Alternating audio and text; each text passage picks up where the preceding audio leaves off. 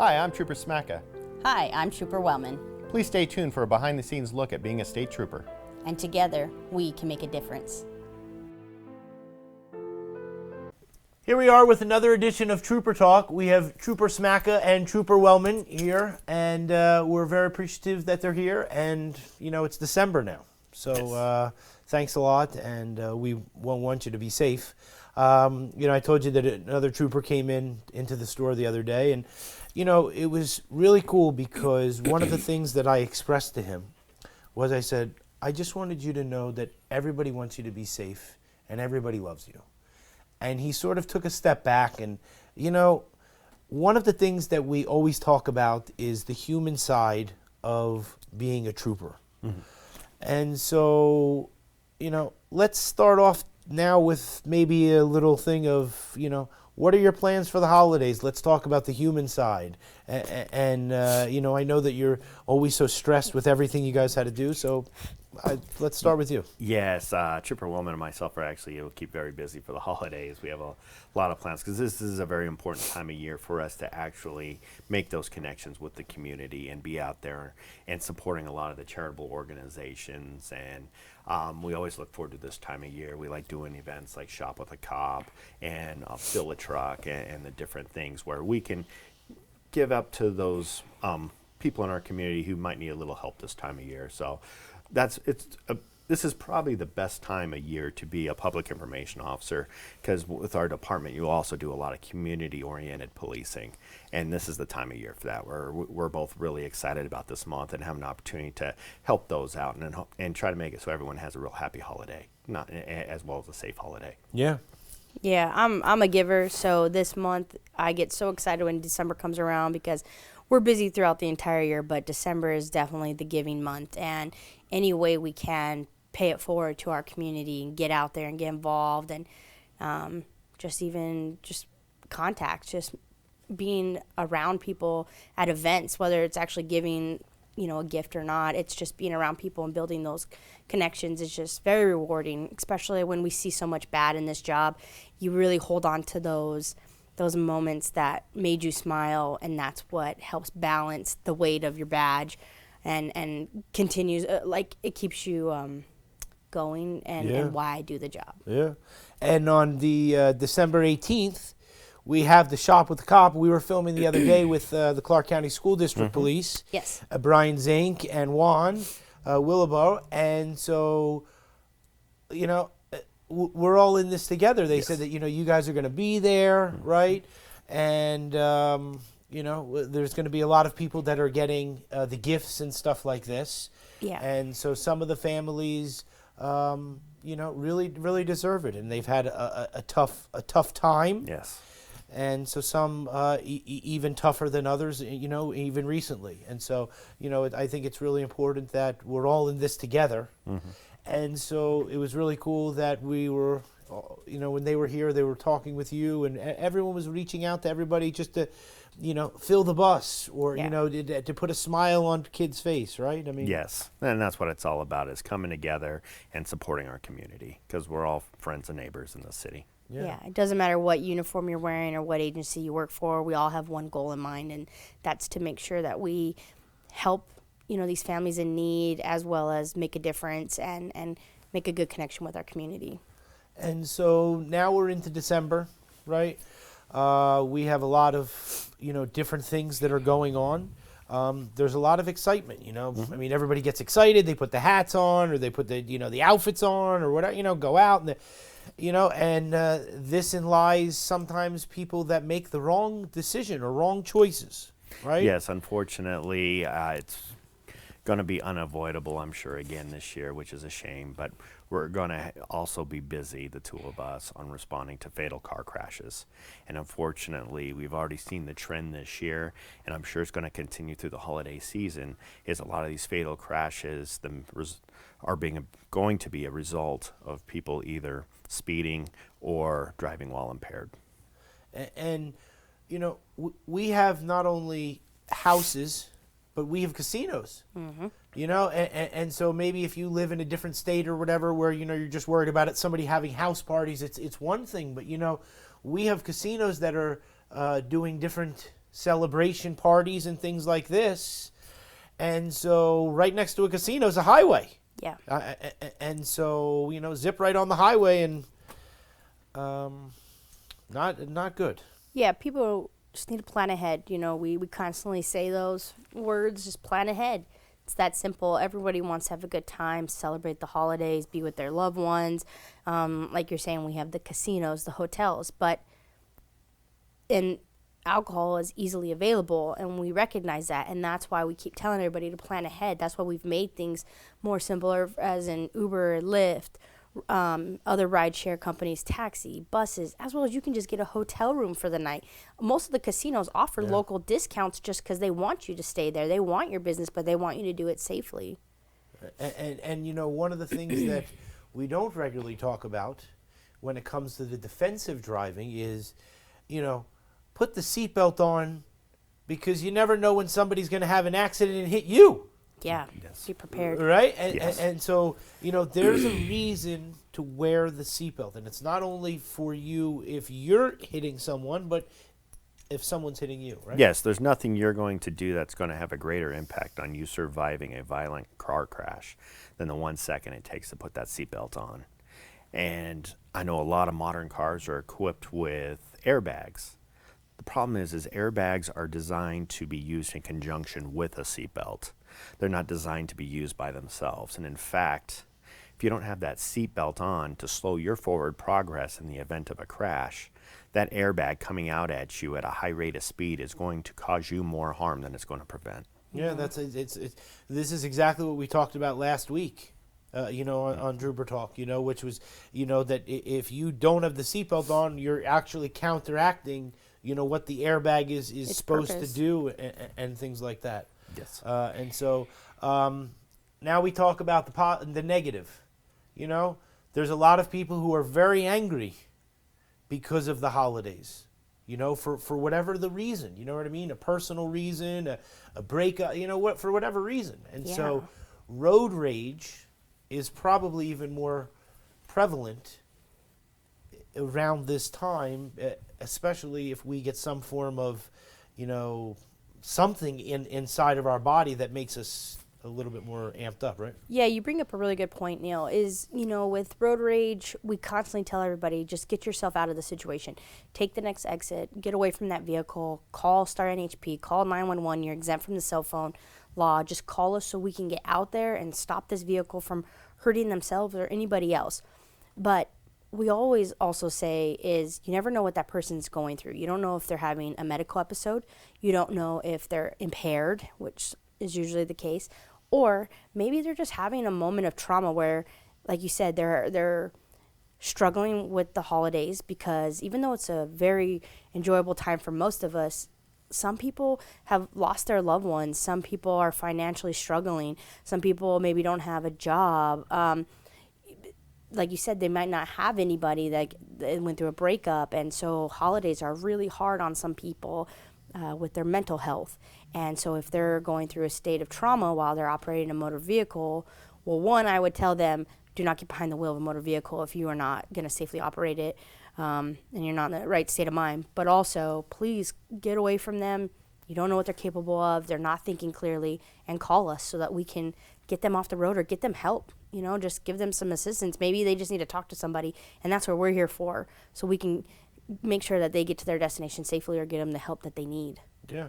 I was going to say, Ashley brings up a good point, too, is this is a time of year where some people are really struggling with their mental well-being. Yeah. And we've seen it already this month where we've had several critical incidents where people are trying to harm themselves. Yes. And so it's one of those things, too, where we always want to remind people, if you're struggling and you need some help, get that help. Don't let it come to the point where you're so desperate that you're willing to harm yourself or worse. Yeah, and that's a good thing that we bring up, that we should try to get somebody on, or for the Trooper Talk, is the whole taking your life thing and all that type of stuff. And I was going to bring up the fact of people taking legal prescription medication that they get prescribed from the doctor, that maybe they took an extra pill or two, or that let's not let them hurt themselves when it comes when it comes to these type of things as well, and Yes. exactly like you're saying, right? Yes. Yeah. So let's get to some pictures. Let's see if we can make Trooper Smacka cry. So, Trooper Smacka, we start off here with, unfortunately, a second trooper that has lost his life this year. Yes. And so we talked to Trooper Wellman last week, and we spoke to a bunch of people this week off camera. Mhm. And what was really cool was that everybody that I talked to said the same exact story as Trooper Wellman. You know, about how he went above and beyond and, you know, to do everything he could for the community, Mhm. right? And so I wanted to open this up to you and say, tell us a story. Tell us what this makes you feel. We know you're a sentimental guy. Mhm. And so tell us about Trooper Fontaine. No, Cliff was a dear friend. We were instructors together for several years for MACTAC. And what MACTAC is it's what all law enforcement in the state come to work together and prepare for, God forbid when it happens, an active assailant event similar to Route 91. And Cliff was one of the founding fathers of what we call our MACTAC program here in Las Vegas. He recognized early on that we needed to prepare all our officers to respond to something like a school shooting and make it so we all train together, because in a likelihood of an emergency like that, you're going to respond directly to whatever school that's happening or being reported at, and you're going to find you're going to be arriving at the same time, and you might be the only state trooper there. You might be there with a school district police officer, a Las Vegas Metro police officer, a North Las Vegas police officer. You might have 4 officers from 4 different police departments who don't know anything about each other, but through this training that Cliff was on the forefront of, we all train together, know the similar tactics, and we can work together and achieve a goal of stopping the killing and stopping the dying in a horrible event like that. And so that just shows where his mindset was.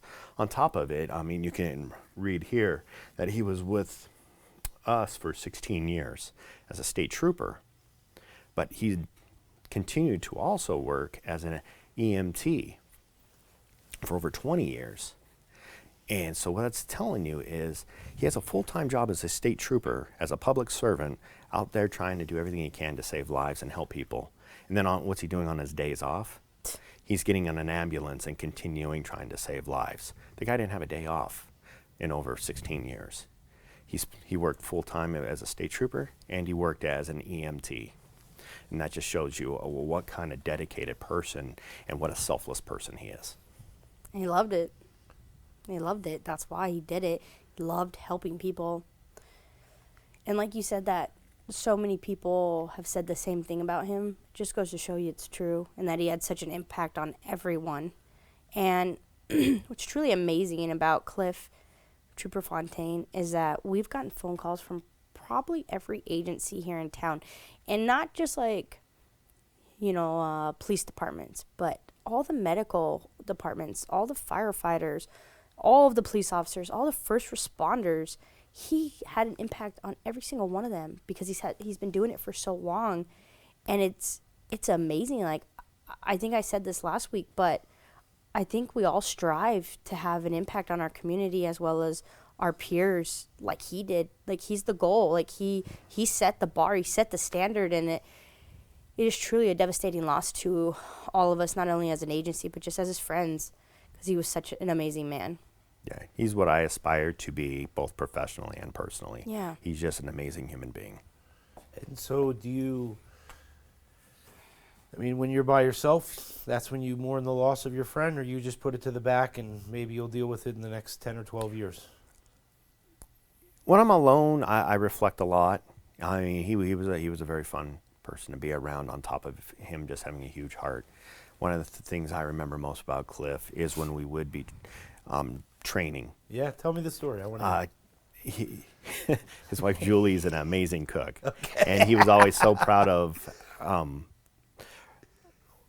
the treats she would make. And so he was always bringing lemon bars and brownies and things, and I mean, trying to get us all so we can't fit in our uniforms. And it's just, he was always so proud of Julie and always so happy to make when he would show up with lemon bars and stuff. And you can just see just the pride beaming in his eyes when he's sharing just these amazing treats that his wife would make for all the instructors when we would have our block training and different things. And so the course is still going, right? What you guys did? Oh, yes, yes. Like that's what I'm saying, right? Yes. So like what he started, it actually will be here It'll live on. forever for the fact of what it was done, It's right? more important today than when they started working and developing this 20-something years ago. And so, obviously different meanings of the word of success, right? Yeah. But to know that one of the things that he did, will help somebody will save somebody's life. Yes. Not that it already hasn't, but I'm saying for this type of training and stuff is probably really amazing too. No, he was a mentor in every sense of the word, and both Ashley and myself look up to him, and there's things he's taught everybody that came after him. He's what you would expect from a senior state trooper, where he takes the time, gets to know these younger troopers as they're coming onto the department, and is selfless in sharing his experience and his wealth of knowledge with them. I gotta say, he's one of those guys.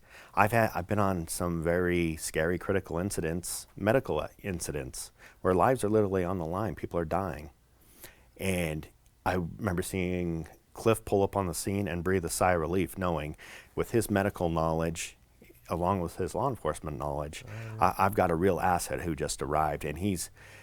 I got a story. When we lost Micah May this year, Trooper Fontaine was one of the first troopers on scene. That's what I was going to say. And Trooper Fontaine is one of the troopers who pulled Micah from the car, medically prepared him for transport, loaded him onto the helicopter, and got him to UMC.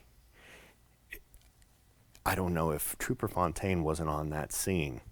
I don't know if Micah's family would have had a chance to say goodbye. He wouldn't. Because he had a medical bag in his car with his own equipment that he purchased just so he's prepared here at work. He got on scene and was literally just handing gauze to the troopers on scene and instructing them what to do. Keep packing, keep doing this, keep doing that. And he was able to stay clear-minded and instruct them and be the leader on that scene, and they all worked together. And because of those actions and quick thinking, they were, like he said, they were able to load him in that helicopter, and not only did it give his family the opportunity to say goodbye, but his blue family the opportunity to say goodbye, as well as now Micah is not only a hero from our community, but he's a hero because he saved the lives of 3, possibly 4 people by being an organ donor. But that was all because of the actions of the troopers on scene. But this one right here, Cliff Fontaine, he played a major role in that whole scene. And I don't know if I brought that up or not last week. So when you were just talking, I was hoping you were going to say that, because if it wasn't for his medical kit and him guiding everyone on what to do, because we have basic, first aid, how to do CPR and stuff, like not the skills that he had, not the equipment he had. Yeah. Right. So if it wasn't for him, he definitely made a difference on that scene. Well, we love you. We appreciate you, okay? And we certainly appreciate him. And I know that in the next couple weeks, things are going to be very tough, emotionally, and, with everything that you're going to have to go through. And so just know that the community is behind you, and that, we all just, appreciate you, Yes. And so certainly for Trooper Fontaine to know that, what he's done and, how to keep going. It's a monumental loss to all of us. And so we want to continue to help, and, and so, we just appreciate you. All right, how about this? Traffic alert. Fatal crash involving a tractor trailer and a passenger car. Mile marker 60. Travel lanes are closed. So, the thing is that the Twitter page, that just has some different things on there. We're going to bring these things. We found that, by talking and stuff like this, and then we'll show some pictures. at least it allows us to communicate and, talk about the fact of different types of highway safety. People are always cutting off the tractor trailers, right? I mean, they think that they have nothing better to do, right? So talk to us about the tractor trailer safety and stuff. Yes, no, it's very important that you don't cut off tractor trailers. You give them some room because they can't stop as quickly as you can. They got a lot of weight. It takes them a long time to get going, and it takes them a long time to stop. On top of it, when you're driving around tractor trailers, you have to be very mindful. It's a very long vehicle, and they have a lot of blind spots. And if you can't see the driver through the mirror, they can't see you. And it's not real wise to hang out in the blind spot of these tractor trailers. And then also, our Twitter page is a very useful tool for us too, because this is how we communicate with the community and local media as far as when we have a major incident that's going to affect commutes and travel times. Yeah, very good. And people who drive the campers, right? Even harder, which we've talked about, the fact of to control. Sometimes if somebody with the back end and stuff like this, and so we have to be mindful of every car, but the cars with any type of trailer, right? People carry around those the landscaping trailers, right? Yeah, I mean, I've driven a truck with a trailer before, and any gust of wind, I was like, oh, like trying to keep control. So I couldn't imagine somebody cutting me off and me trying to react and not lose control and fishtail. And yeah, it's a big responsibility when you're driving either a trailer, an RV, or a tractor trailer, the big semi trucks. Like, got to be careful. you got to get the training in them for sure. How about this? Oh boy. Ah, look at those guys. Bowling. Those little sneaky guys. Yes, this is a pretty regular routine here in Southern Nevada where we work very closely with our allied agencies. We work closely with the Las Vegas Metropolitan Police Department, the Henderson Police Department, or Las Vegas Police Department, and the School District Police Department. And it's especially our motor units always work very closely together in an effort, especially when we have major holidays coming up, long weekends where you have a lot of visitors coming in. It's critical to get that traffic slowed down, and especially we're experiencing a lot of high speeds on the I-15 near Jean, Nevada. And so we have to target that pretty regularly in order to keep them speeds down to try to get in front of a potential tragic crash. Yeah. And I love this. The LiDAR, right? So they're seeing you before you even have a thought of seeing them. Yeah, like yeah. You don't have, right. They can see a quarter mile away, farther than your eyes work. And so our motor units, they're called PSU. The acronym stands for Problem Solving Unit. So if there's ever an area in the valley, and this goes for all the agencies, not just ours, obviously we focus on the highway, but if there's an area that you feel needs to be addressed and maybe some more attention, and like say a school zone, or for example, like he was saying, the IR-15 in Jean, you can call us, Star NHP, or you can call your local agency substation nearby and put in a request. You can even do it online. And our motor units, that's their main function, is they will go to those areas and work it. So I believe on this photo, they were working the Northern Beltway by like Aliante area. Yeah. And that because they were getting told that it's a construction area up there and people are not obeying by it, and those construction workers are in fear for their safety. So a simple call and boom, now you got every agency up there working together, trying to slow people down. And you're not seeing this, and so like just from and so that's the important thing, and that's why you just want to stay at a regular speed. Yes. Because when you're traveling on the freeway, you're not looking up at the bridge. You know what I'm saying? Like you need to watch the road. Yeah.